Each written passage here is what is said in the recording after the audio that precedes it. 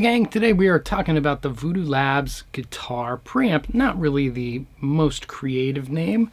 That happened a little bit, but I guess they knew they were only going to make one preamp, so they just called it the guitar preamp.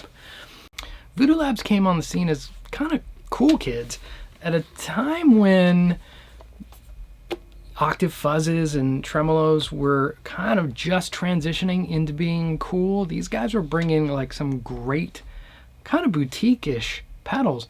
They never felt like a boutique company. They always felt like they were something bigger.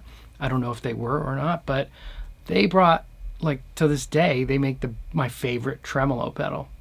And they make great Octavia pedals and overdrives, fuzzes, and all kinds of stuff. And I mean, who hasn't owned one of their pedal powers?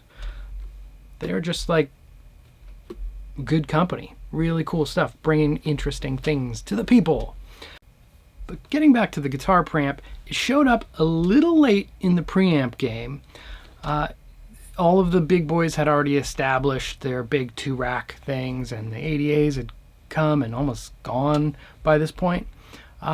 So, you know, it showed up, and to be honest, the looks of it, I think that was part of the problem. It worked fine on the pedals. That was the same look they brought over, but as a preamp, I don't know, I think you have to have a little extra cool factor in there. Now, they were not oblivious to cool factor.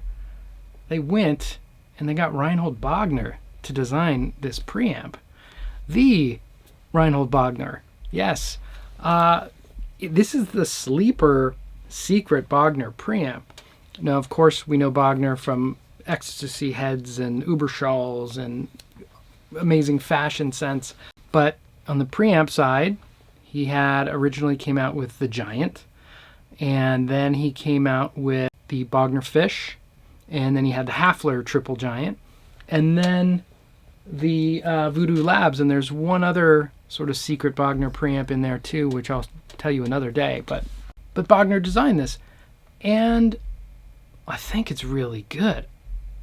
It might be his best preamp. I mean, it's kind of sacrilegious when there's a fish sitting over there. Let me show you a little of what this can do. This is from the Michael Torin collection. That's his preamp. We're running it into his JCM 800. It's a 2203 model. So you're just hitting the power amp section.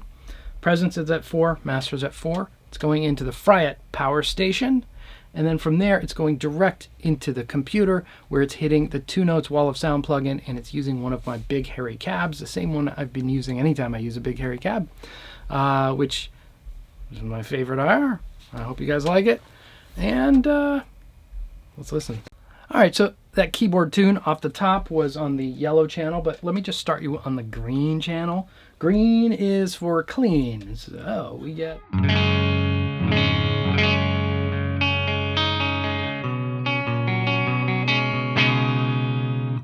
Now, I like the clean channel on the Bogner Fish. I think it's actually one of the nicer things. It's huge sounding and very clean.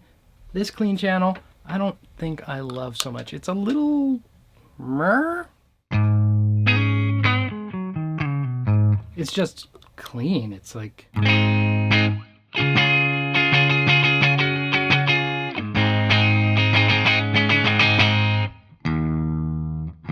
Can I get a little love out of this thing, please? Let's hit the bright switch. I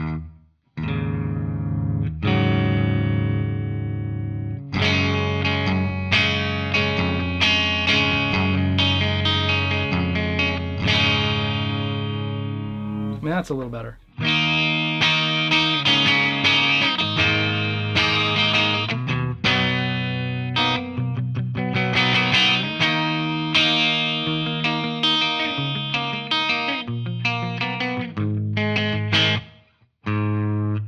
And then, a lot like the Bogner Fish too, when you turn up the bass, it just overwhelms. It's so much bottom end.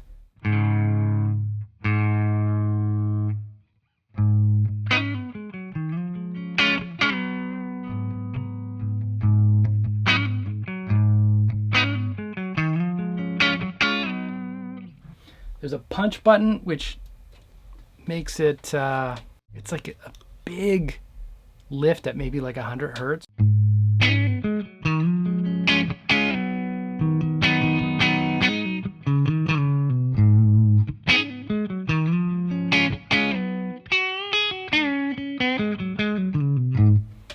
again, we're talking about super clean.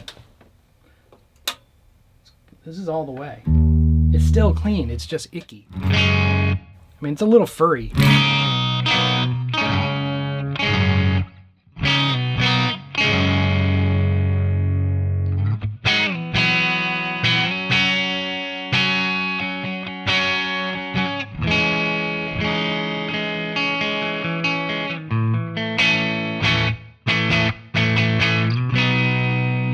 Not much to write home about there. Let's go to the yellow channel. This is one of the sweet spots. And also, look at this, guys.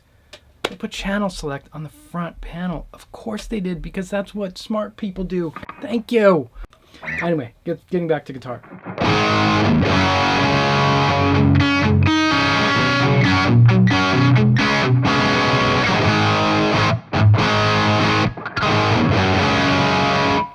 All right, so we're going from dead clean to hairy. This is taking the gain almost as low as it goes.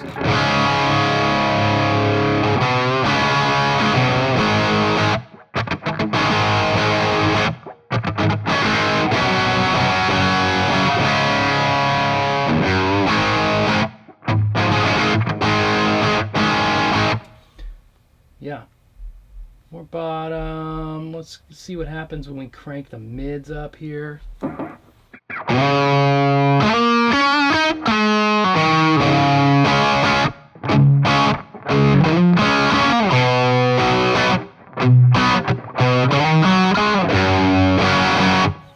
know, it's not AC/DC. It goes really just wants to do brown sound.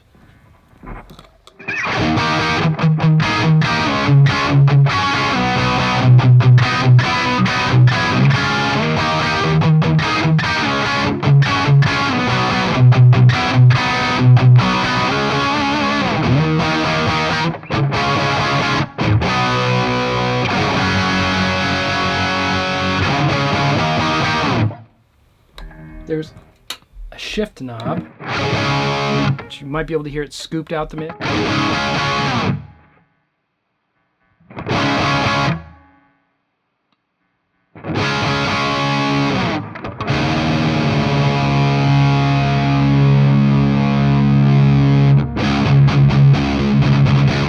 Bright knob, bright button, bright button. Did I say knob before? Bright switch.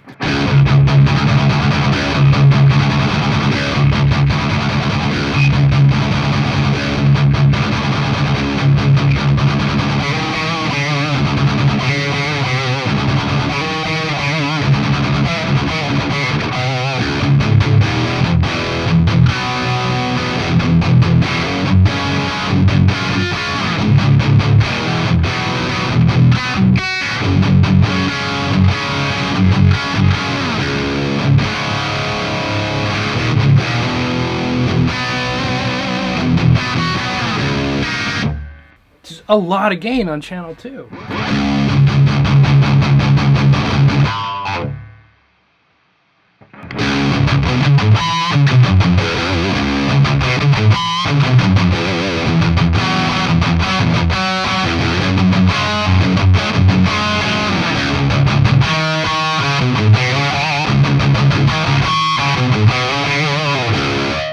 Man, I've been using this little orange pick because I was playing acoustic guitar earlier, and I feel like I am totally handicapped. I can't play with this thing. But, oh, you know.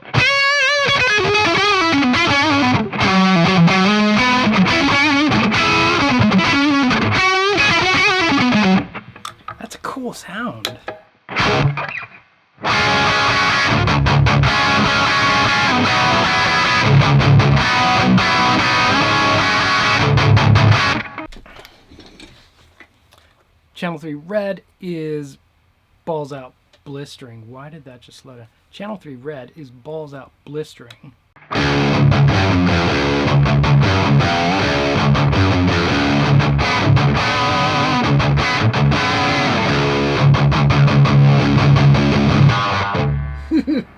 So much gain. What are you going to do with that? Shift?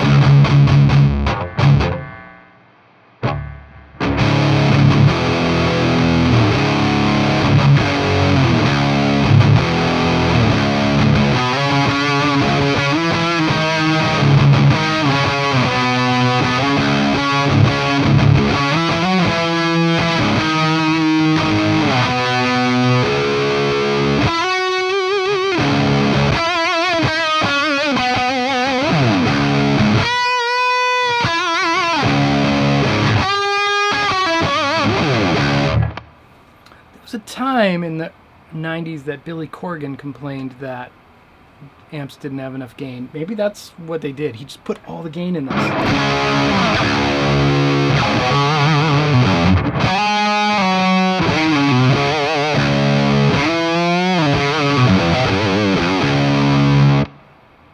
Nuts.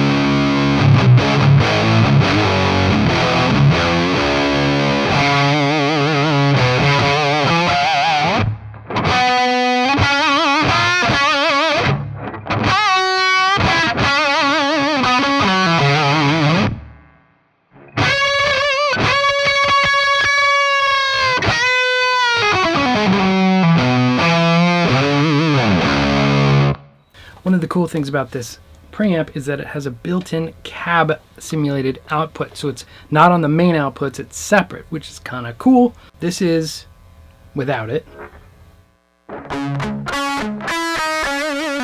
We know that sound. It's ick. Put it in.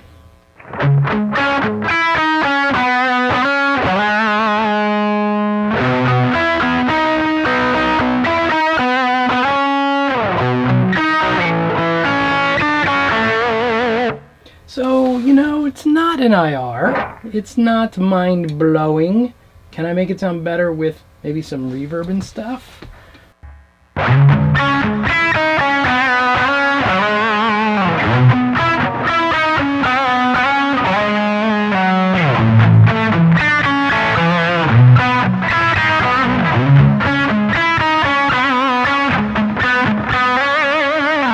Let's go back to the other setup.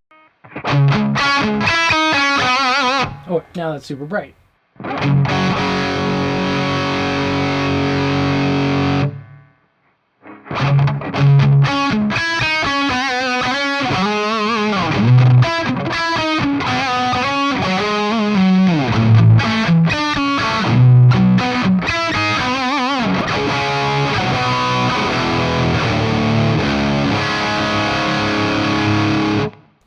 I didn't think I would bring this out, but I'm going to do it because I'm really curious.